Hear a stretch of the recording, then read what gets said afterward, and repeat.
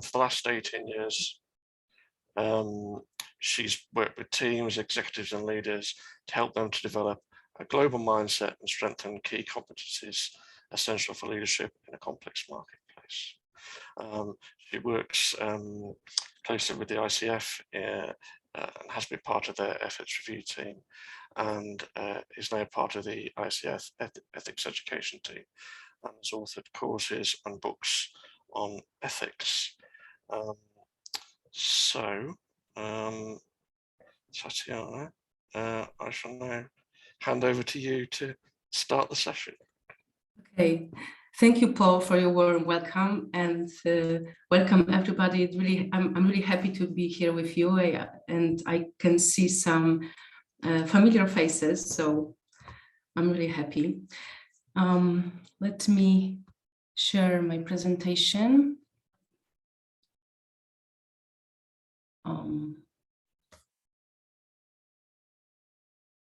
Right, sorry for this.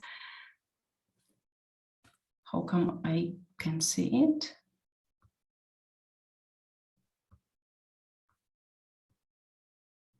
Again, yes. Okay, can you see it? Yeah. See it. Can you see the full screen? It just needs to be put on slideshow, I think. So yeah, I can see the screen. You can see the screen. I can see the screen, but you may want to put it on slideshow if you want to do. How to do this? If you click on the little button in the bottom right-hand corner, which looks like there's the little icons in the corner of the screen at the bottom, and there's one that should start the slideshow. But don't worry if not, I'm sure we can still see it. I'm so sorry. It's the icon next to the slider in the bottom right hand of yours. I really can't see it. I'm sorry.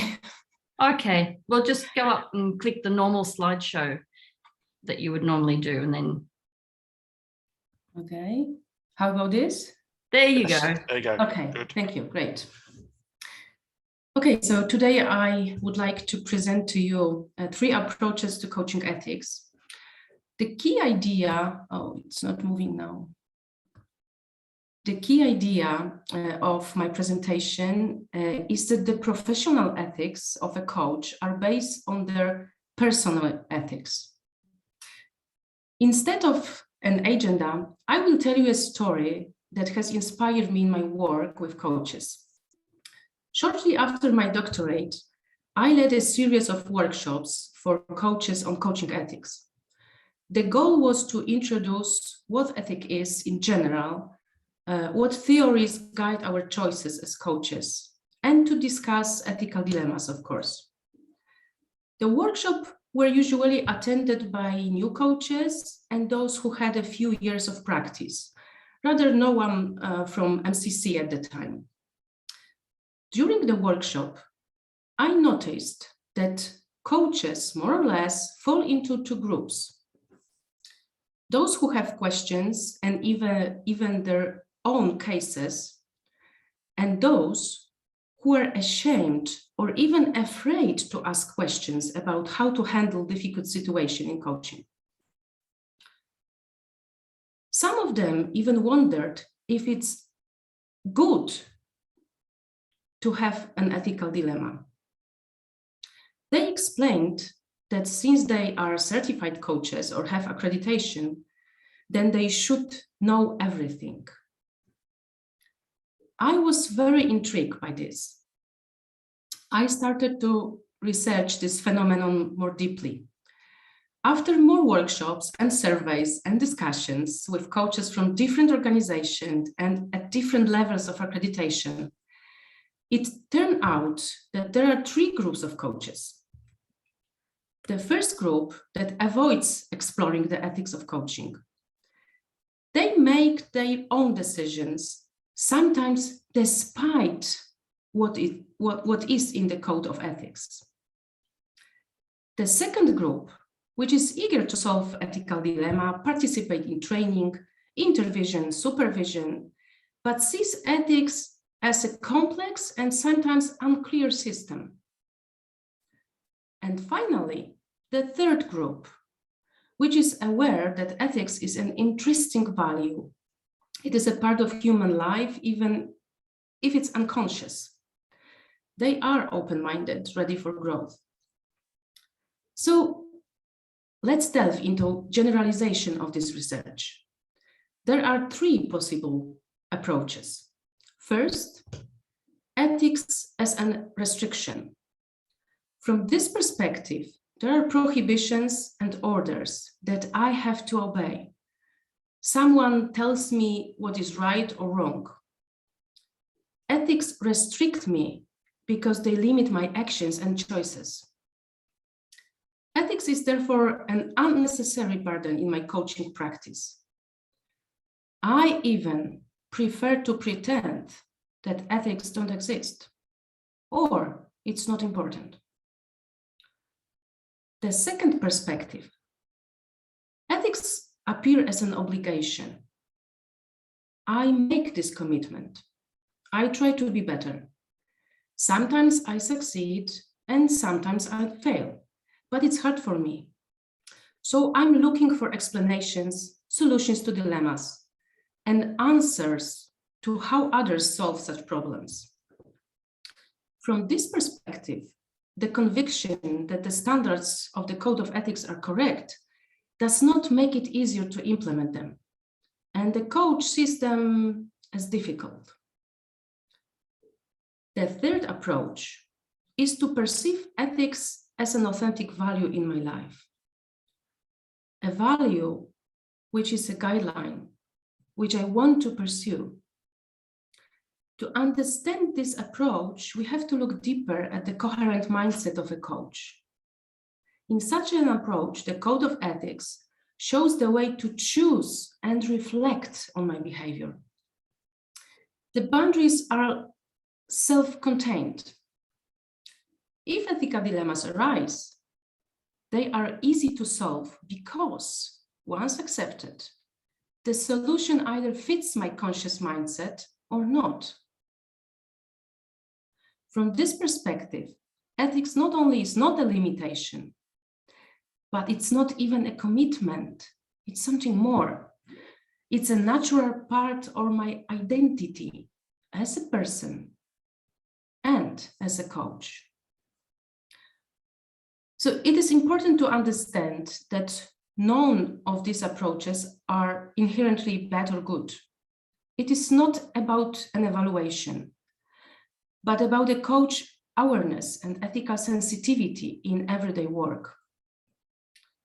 Each of these approaches to ethics has value as long as it is a conscious choice. Each of them is also an expression of progress toward greater coaching maturity, which is the quintessence of mastering coaching. Not only the technical mastery, but conscious ethical approach, resulting from the integrity and authenticity of the coach in everyday practice. But how does it look in practice? Please take a look at the complaints that have come in 2019 and 2020 in ICF Ethical Conduct Review. You can see the graph from 2020. So mixing roles as internal coach, HR business partner, advisor, mentor. The same about external coaches, especially mixing roles, coach and psychotherapist. Reporting to the sponsor without the client's knowledge about it. Incorrect information about trainings, credentials, or coach experience, and unclear contracting. As you can see, nothing sophisticated, nothing complicated. Violations related to the basic things discussed in the definition of coaching, breach of confidentiality, and mixing of roles. Such topics were the subject of more than 70% of complaints. If you add conflict of interest, it's 19%. and again. These are simple decisions about the very definition of coaching. So the first question that appears is, why? Why is this happening? Why do coaches make such decisions despite signing a pledge to follow the code of ethics? To answer this question, we have to take a step back. People come into the coaching profession from a variety of backgrounds. Most of them have never heard about ethics before, or never talk about ethical dilemmas. What's more, most of them have never thought about professional or personal values before taking their first coaching course. What's even more, the ethics of coaching are taught by people who are not ethicists. They are just coaching trainers and they finish coaching courses, but not ethics courses.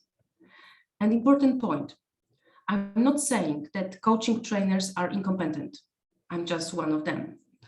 I'm just highlighting the fact that they haven't completed ethics courses. During courses, there is rarely or never any work with personal values.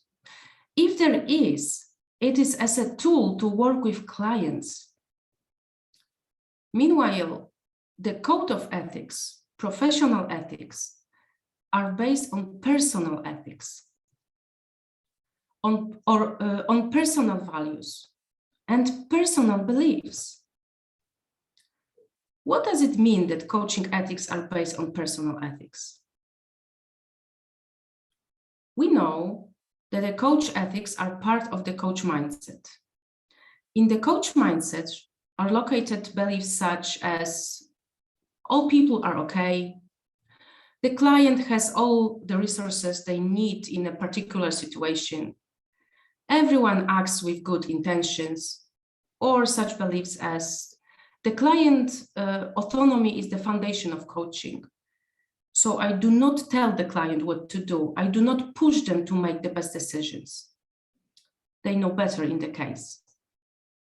But there are also such beliefs as the code of ethics guide my choices, or not. There are also some values, professional values as client autonomy, equity, humanity, professionalism. How does this relate to personal ethics?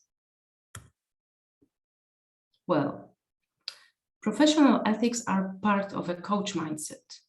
It is just a part of a personal mindset with their personal values, beliefs, education, and experience.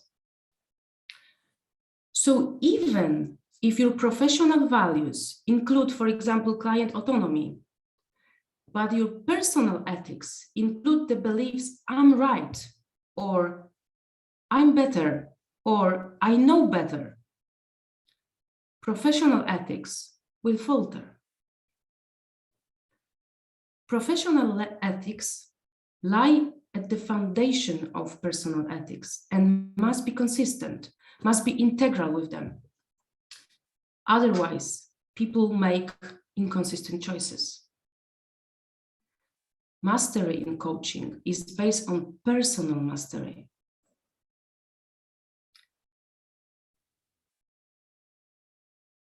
Bearing in mind these aspects, I postulate that during coaching courses, more time should be allocated to ethics, both professional and personal, to recognize life values and beliefs related to the choices. This builds the coach mindset. And the second thing, during coaching courses, ethics should be taught by people who have at least completed courses in ethics, not only in coaching. It really makes a difference. There must be time and space to explore coaches' personal ethics, personal life values, There must be time for reflection, for building a coherent mindset, for putting myself as a coach in dilemma situation and wondering not just how I will act, but why I act like that. Teaching coaching techniques is easy. Changing a coach approach to ethics and thus to the client is the challenge. And again, mastery in coaching is based on personal mastery.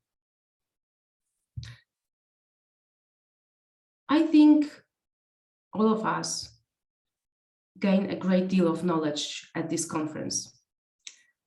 I would like you now to create some space for self-reflection. I usually finish my presentation with a question, what are your insights from this meeting? But save this question for later. And first, I would like to invite you to the unique case study, a case study about yourself. So please take some notes or laptop or whatever you have, just to write something. Please divide it by 2. And start with personal ethics. Please identify 5 personal values that you believe guide your life. It could be financial security, fame, power, service, goodness, family, whatever you feel, whatever you think.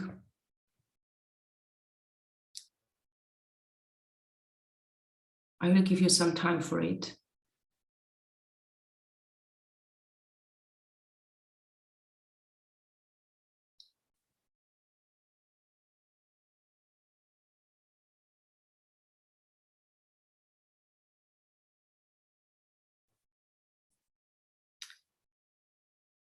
Then please write down 5 professional values of a coach, which you follow in your professional practice.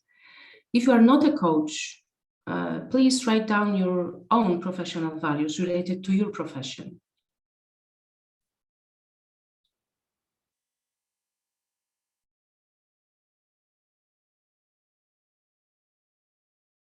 And again, I will give you some time for this, but with all my heart, I invite you to find more time for this after the conference.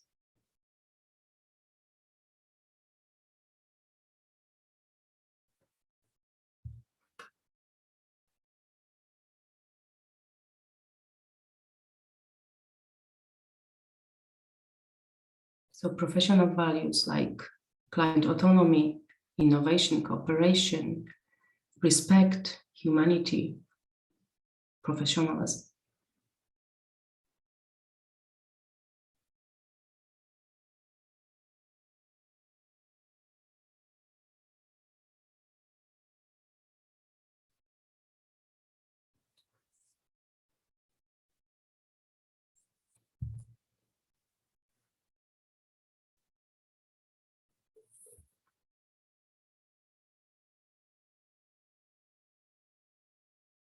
And then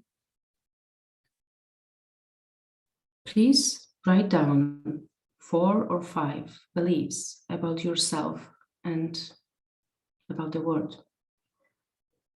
You can start your sentence with, I usually think of myself as, and finish the sentence. People are, I have a lot of, or a little knowledge, experience, so I.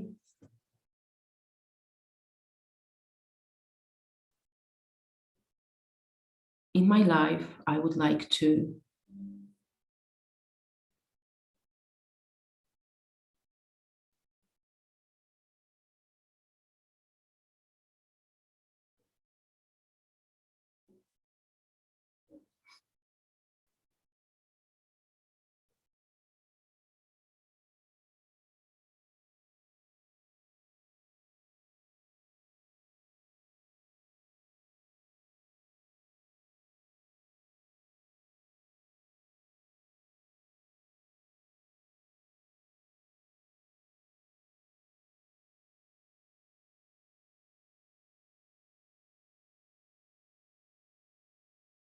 And then on the other side,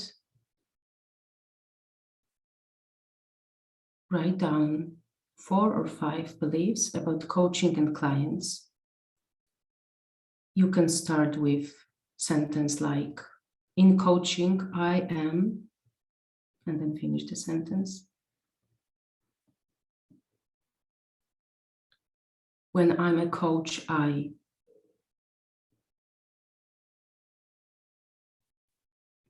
And something about clients, usually clients in coaching, and finish the sentence.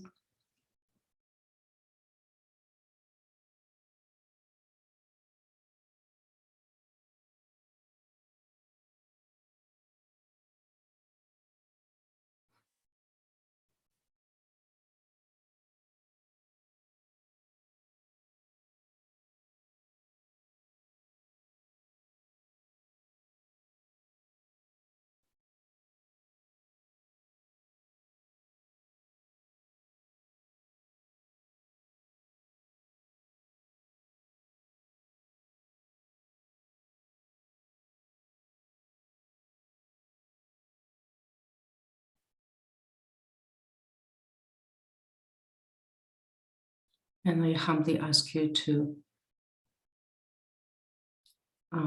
find more time for such reflection after the conference. When you find the values on both sides and beliefs on both sides, look, feel, and listen where there may be inconsistencies. What may hinder you on your way to maturity in coaching?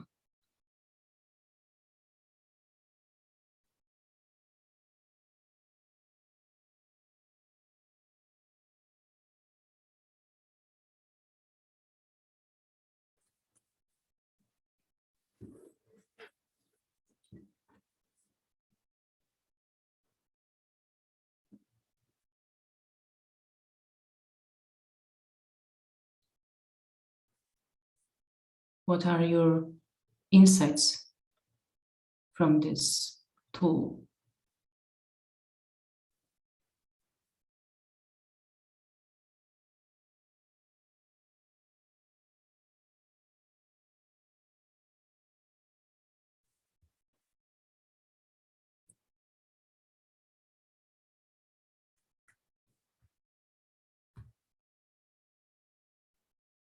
Okay, I know that you're probably not finished.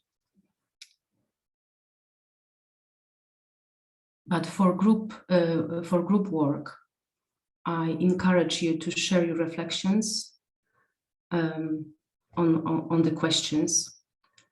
What are your insights from the sessions? What are your takeaways from this tool?